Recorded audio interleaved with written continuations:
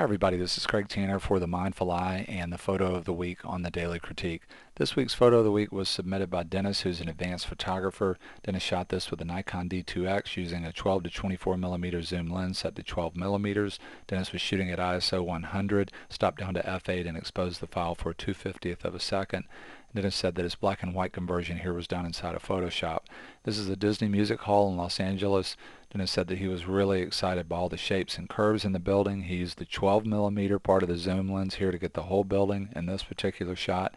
He says he just left the wide angle distortion that we're seeing here in the shot because he felt like it went along with the shapes and the angles and the architecture.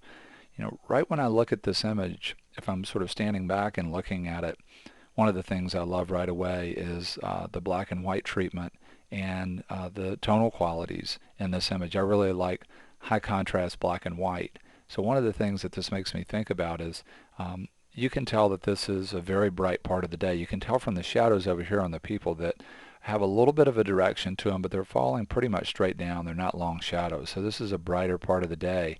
This is a great example of how if we're working in black and white and we have the right subject, that what might be a very hard, overwhelming quality of light and color could be very, very beautiful in monochrome.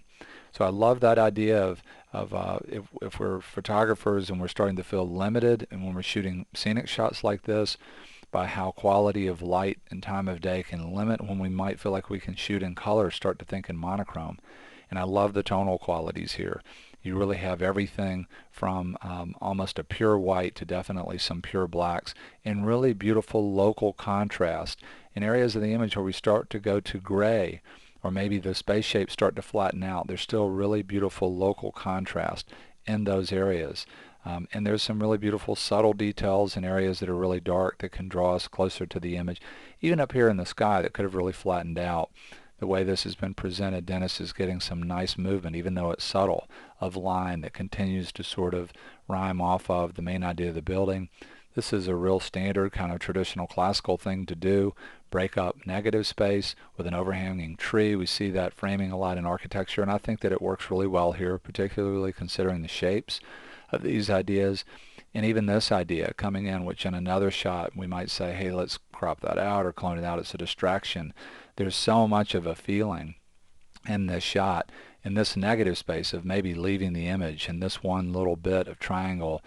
It rhymes all of this other parallax distortion in the image, and it pushes us back. So I end up really liking the shape. It almost might be kind of cool if there was another shape in there to kind of contain the eye. I love the distortion here. You know, it's not traditional in architecture, it's sort of traditional to kind of fix all this. But, you know, ultimately, to me, the thing that makes this shot an image that I really love are the people right here. This looks like a group of kids, maybe school kids with backpacks or something. To me, this is the main subject in the shot. Once I look at it and look at the whole thing, this is what ends up making me go back around a bunch of times and just want to spend even more time with the image. And the distortion that we're seeing here with the warped sidewalk, it leads right down to the main subject. So it's not just that tilting the camera here sort of goes along with the shapes.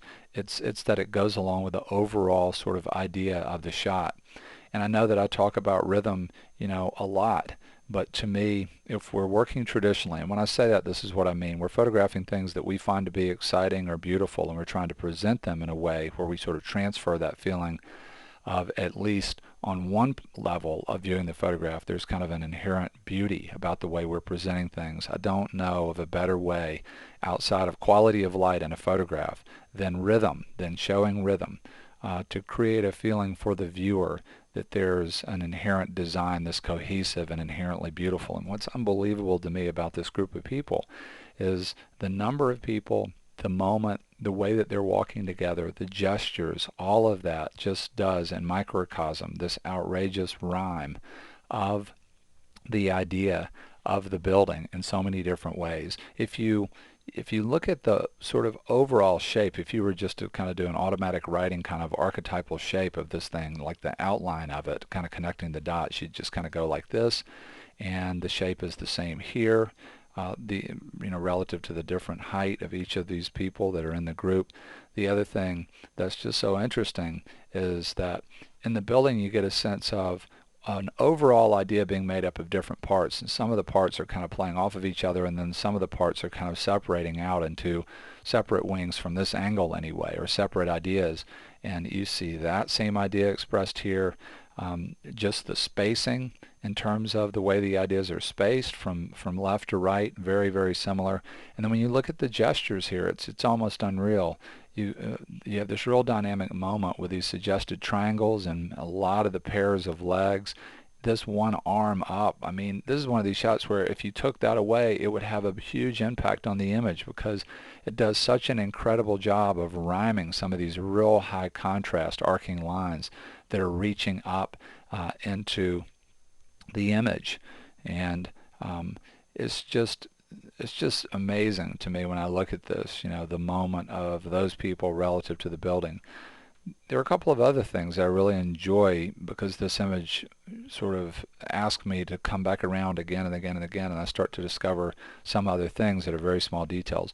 One is whatever this is from this angle is sort of abstract. It almost looks like the obelisk from Stanley Kubrick's 2001: A Space Odyssey, which might be an archetype that other people pick up on, but there's just something about this sort of surreal.